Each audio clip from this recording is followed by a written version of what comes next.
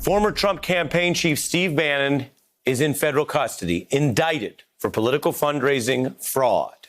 You have it right here. Another big indictment day. This is a legal and political earthquake. The man who ran Trump's winning general election campaign and held a senior White House post now under arrest thanks to an independent probe by federal prosecutors in the notoriously tough and now nationally familiar office, the Southern District of New York.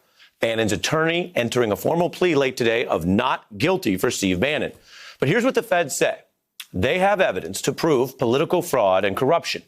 And this alleged corruption comes at the worst time for Donald Trump, reinforcing a main argument at the DNC from Biden allies and former President Obama himself about Trump's corruption and personal abuse of power that they say threatens democracy itself. Now, here tonight is the legal evidence as we know it. The feds say Bannon was part of a plot with three others that fraudulently misused a lot of money from a political operation that claimed to be all about backing Donald Trump's border wall. So the effort raised about $25 million for building the wall through a GoFundMe page, just like the ones you may see friends and family use for all kinds of projects. But feds say that Steve Bannon, Donald Trump's former number one, took about $1 million from that effort into his own pocket, doing that through expenses. So he now faces wire fraud and money laundering charges. That's a big deal.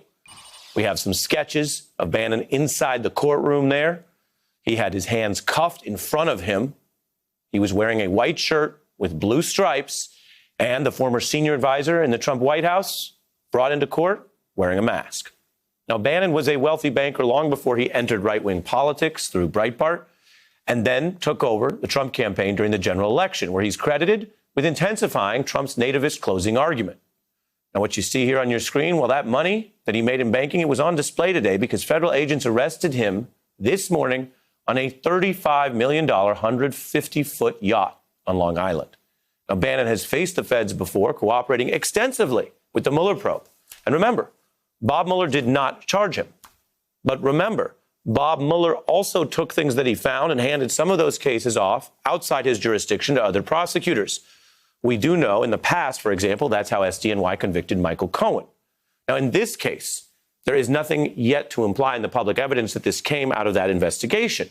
But either way, this blockbuster arrest adds to President Trump's now terrible record as a legal fact for the most advisors indicted in any American president's first term ever. Hey, I'm Ari Melber from MSNBC. You can see more of our videos right here, or better yet, subscribe to our YouTube channel below. You could have been anywhere in the world, but you're here with us, and we appreciate that.